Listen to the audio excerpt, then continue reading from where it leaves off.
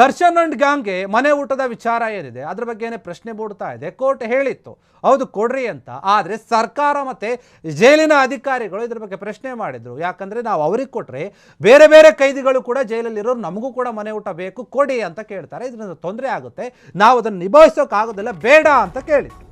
ಇದೇ ವಿಚಾರವಾಗಿ ಈಗ ಮಹತ್ವದ ಬೆಳವಣಿಗೆ ಆಗ್ತಾ ಇದೆ ಕೋರ್ಟ್ನಲ್ಲಿ.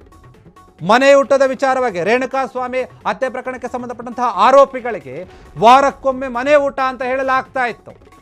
ಆದರೆ ಇದೇ ವಿಚಾರವಾಗಿ ಪ್ರಶ್ನೆ ಇದೆ. ನ್ಯಾಯಾಲಯ ನೀಡಿದಂತಹ ಆದೇಶವನ್ನು ಪ್ರಶ್ನಿಸಿ ಹೈಕೋರ್ಟ್ಗೆ ರಿಟ್ ಅರ್ಜಿಯನ್ನು ಸಲ್ಲಿಸಲಾಗಿದೆ. ರಾಜ್ಯ ಸರ್ಕಾರ ಹಾಗೂ ಜೈಲು ಅಧಿಕಾರಿಗಳು ಕೋರ್ಟ್ನಲ್ಲಿ ರಿಟ್ ಅರ್ಜಿಯನ್ನು ಹಾಕಿದ್ರು. ಈ ಒಂದು ವಿಚಾರವಾಗಿ ರಾಜ್ಯ ಸರ್ಕಾರ ಸಲ್ಲಿಸಿದಂತಹ ಅರ್ಜಿ ವಿಚಾರಣೆ ನಡೆಸಿದಂತಹ ಹೈಕೋರ್ಟ್ ಆದೇಶವನ್ನು ಕಾಯ್ದಿರಿಸಿದೆ. ಇನ್ನೂ ಕೂಡ ಕೆಲ ವಿಚಾರಣಾಧೀನ ಕೈದಿಗಳಿಗೆ ಮನೆ ಊಟ ನೀಡಲಾಗ್ತಾ ಇದೆ ಅನ್ನುವಂಥ ವಕೀಲರ ವಾದ ಏನಿತ್ತು, ಆ ವಾದಕ್ಕೆ ಕೆಲ ಪ್ರಶ್ನೆಯನ್ನು ಕೇಳಿದ ಹೈಕೋರ್ಟ್ ವಾದ ಮಾಡಿರ್ತಾರೆ. ಅವರು ನಿಮ್ಮದೇ ಕೇಸ್ನಲ್ಲಿ ಸುಪ್ರೀಂ ಕೋರ್ಟ್ ವಿಶೇಷ ಸವಲತ್ತನ್ನು ನೀಡಿತ್ತಂತಲ್ಲ, ಸೂಚನೆ ನೀಡಿತ್ತಂತಲ್ಲ ಅಂತ ಕೇಳ್ತಾ ಇದೆ. ಮೆಡಿಕಲ್ ಬೋರ್ಡ್ ಮನೆ ಊಟ ಇವೆಲ್ಲವನ್ನು ಕೊಡಬೇಕು ಅಂತ ಹೇಳಿ ಸೂಚನೆ ನೀಡಿದೆಯಾ?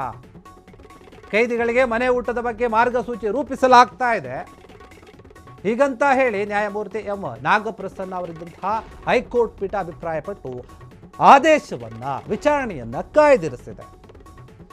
ಅಂದರೆ ಇದ್ರ ಬಗ್ಗೆ ನಾವೀಗೇನು ಹೇಳೋಕ್ಕಾಗಲ್ಲ. ಇರಿ, ನೀವೇ ಪ್ರಶ್ನೆ ಮಾಡಿದ್ರಿ, ಸುಪ್ರೀಂ ಕೋರ್ಟ್ಗೂ ಹೋಗಿದ್ರಿ, ಅಲ್ಲಿ ಹೇಳಿದ್ರು ಆದೇಶ ಮನೆ ಊಟ ಕೊಡ್ರಿ ವಾರಕ್ಕೊಮ್ಮೆ ಅಂತ ಹೇಳಿ ನೀವೇ ಪ್ರಶ್ನೆ ಮಾಡ್ತಾಯಿದ್ರು. ಅದು ಹೇಗೆ?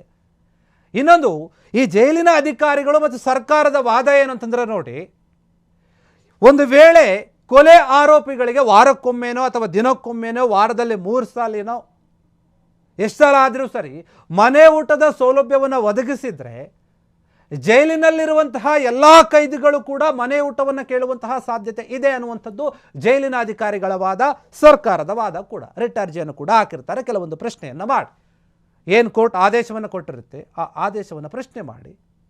ಸುಪ್ರೀಂ ಕೋರ್ಟ್ ಕೊಟ್ಟಂತಹ ಆದೇಶವನ್ನು ಪ್ರಶ್ನೆ ಮಾಡುತ್ತೆ ರಾಜ್ಯ ಸರ್ಕಾರ ಮತ್ತು ಜೈಲಿನ ಅಧಿಕಾರಿಗಳು. ಇದು ಸರಿಯಲ್ಲ, ಇದರಿಂದ ತೊಂದರೆ ಆಗುತ್ತೆ. ಯಾಕಂದರೆ ಎಲ್ಲರೂ ಕೂಡ ಮನೆ ಊಟವನ್ನು ತಗೊಂಡು ಬಂದರೆ ಅದನ್ನು ಚೆಕ್ ಮಾಡಿ ಕಳಿಸಬೇಕು. ಅದಕ್ಕೆ ಸಾಕಷ್ಟು ಸಿಬ್ಬಂದಿಗಳು ಬೇಕು, ಸರಿಯಾಗಿ ನೋಡ್ಕೊಳ್ಬೇಕು. ಒಬ್ರಿಗೆ ಕೊಟ್ಟು ಇನ್ನೊಬ್ರಿಗೆ ಕೊಟ್ಟಿಲ್ಲ ಅಂತಂದರೆ ದಂಗೆ ಹೇಳುವಂತಹ ಸಾಧ್ಯತೆ ಇದೆ ಜೈಲಿನಲ್ಲಿ ಎಲ್ಲ ಕೈದಿಗಳು ಕೂಡ. ಇದನ್ನು ಕೂಡ ಗಮನದಲ್ಲಿಟ್ಟುಕೊಂಡು ಸರ್ಕಾರ ಈ ರೀತಿಯಾಗಿ ರಿಟ್ ಅರ್ಜಿಯನ್ನು ಹಾಕಿತ್ತು, ಅಧಿಕಾರಿಗಳು ಕೂಡ ರಿಟ್ ಅರ್ಜಿಯನ್ನು ಹಾಕಿತ್ತು. ಇದ್ರ ಬಗ್ಗೆ ಹೈಕೋರ್ಟ್ ಹೇಳುತ್ತಾ ಇದೆ, ಮಹತ್ವದ ಬೆಳವಣಿಗೆ ಆಗ್ತಾ ಇದೆ, ಕಾಯ್ದಿರಿಸಿದೆ ಈ ಒಂದು ವಿಚಾರಣೆಯನ್ನು. ಯಾಕಂದರೆ ಸುಪ್ರೀಂ ಕೋರ್ಟ್ ಏನು ಆದೇಶ ಕೊಟ್ಟಿತ್ತು ಅದ್ರ ಬಗ್ಗೆ ಪ್ರಶ್ನೆ ಮಾಡ್ತಾರೆ. ಅಲ್ಲಿ ಕೊಟ್ಟಿದ್ರಲ್ಲ, ಅವ್ರು ಹೇಳಿದ್ರಲ್ಲ, ಮೆಡಿಕಲ್ ಆಗಿರ್ಬೋದು ಮತ್ತು ಮನೆ ಊಟ ಆಗಿರೋದು ವಾರಕ್ಕೊಮ್ಮೆ ಅಂತ ಹೇಳಿ. ಅದನ್ನು ನೀವೇ ಪ್ರಶ್ನೆ ಮಾಡಿದ್ದೀರಿ, ನಿಮ್ಮದೇ ಕೇಸ್ ತಾನೇ ಅದು ಅಂತ ಹೇಳಿ ಯಾರು ವಾದ ಮಾಡ್ತಿದ್ದಾರೆ? ಸುನಿಲ್, ವಕೀಲ ಸುನಿಲ್ ಏನಿದ್ದಾರೆ ಅವರು ವಾದ ಮಾಡಿರ್ತಾರೆ. ಇದನ್ನು ಪ್ರಶ್ನೆ ಮಾಡ್ತಾ ಇದೆ. ನಿಮ್ಮದೇ ಕೇಸ್ನಲ್ಲಿ ಸುಪ್ರೀಂ ಕೋರ್ಟ್ ಆದೇಶ ಕೊಟ್ಟಿತ್ತು, ಸವಲತ್ತುಗಳನ್ನು ನೀಡಿತ್ತು, ಸೂಚನೆ ಎಲ್ಲ ಕೊಟ್ಟಿತ್ತಲ್ಲ, ನೀವ್ಯಾಕೆ ಅದ್ರ ಬಗ್ಗೆ ಮಾತನಾಡ್ತಾ ಇಲ್ಲ? ಮೆಡಿಕಲ್ ಬೋರ್ಡು ಮನೆ ಊಟ ನೀಡಬೇಕಂತ ಹೇಳಿ ಸೂಚನೆ ಇದೆ, ಸೂಚಿಸಿತ್ತಲ್ಲ. ಕೈದಿಗಳಿಗೆ ಮನೆ ಊಟದ ಬಗ್ಗೆ ಮಾರ್ಗಸೂಚಿ ರೂಪಿಸಲಾಗ್ತಾ ಇದೆ. ನೋಡೋಣ ಇರಿ, ಬೇರೆ ರೀತಿಯಾಗಿ ನಾವು ಹೇಳ್ತೀವಿ, ಇದಕ್ಕೆ ವ್ಯವಸ್ಥೆ ಮಾಡ್ತೀವಿ ಅಂತ ಹೇಳಿ ಕಾಯ್ದಿರಿಸಿದೆ.